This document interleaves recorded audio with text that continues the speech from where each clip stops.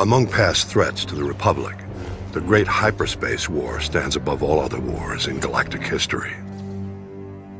In fact, the battle we fight today is in many ways an extension of this same conflict. The Sith Empire we believe we had destroyed in this war has now returned to avenge its defeat. The historical factors that set the stage for the modern conflict bear close examination. I believe the greatest factor of all may have been the way the Republic concluded the Great Hyperspace War. The Great Hyperspace War began at a time when the Republic had enjoyed millennia of peace, growth, and consolidation.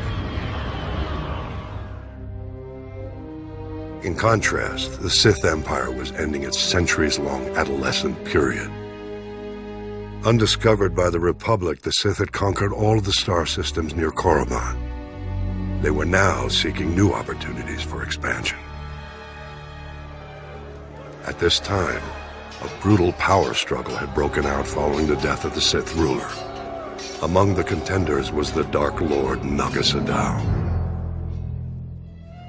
Whether by chance or destiny, it was at this time that two Republic explorers stumbled onto Korriban.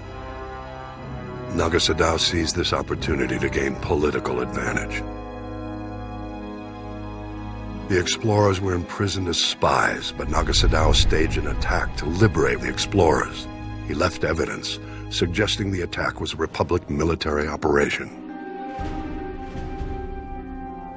Leveraging the widespread fear of an impending Republic invasion, Naga Sadow rallied the Sith to unite behind his cause, a preemptive strike against their newly discovered enemies. Eager for war, the people embraced Naga Sadow as their new ruler.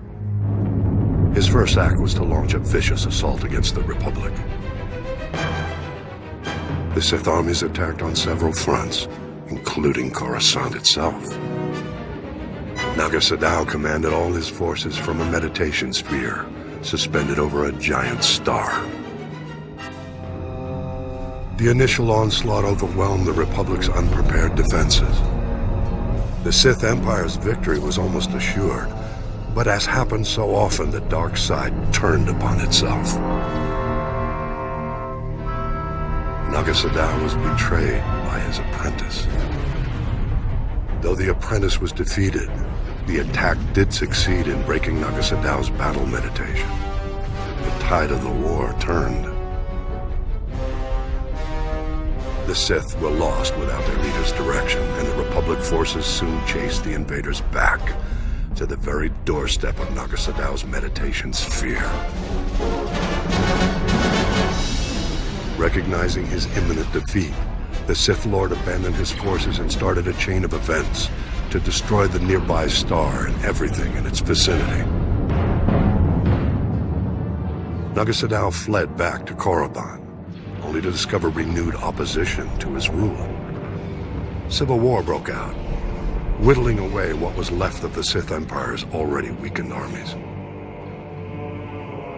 Naga Sadow defeated the upstarts, but the Sith were defenseless when the Republic fleet attacked shortly thereafter. As the Republic fleet wiped up what remained of the Sith military, Naga Sadow fled again, this time into permanent exile on Yavin 4. It was at this moment the Republic made what might now be considered a mistake. The Sith no longer posed a threat to the Republic, but the Supreme Chancellor was unsatisfied.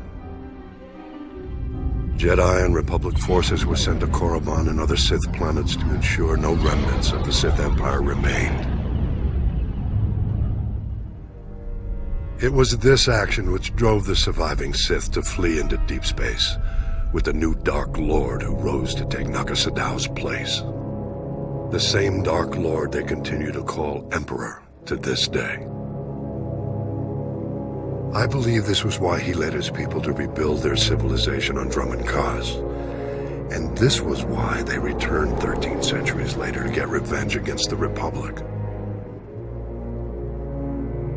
One must wonder how things might have been if the Republic had handled the end of the Great Hyperspace War differently.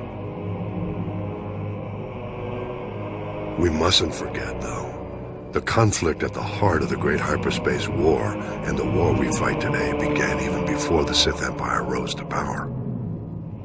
I'll elaborate in the next holo record.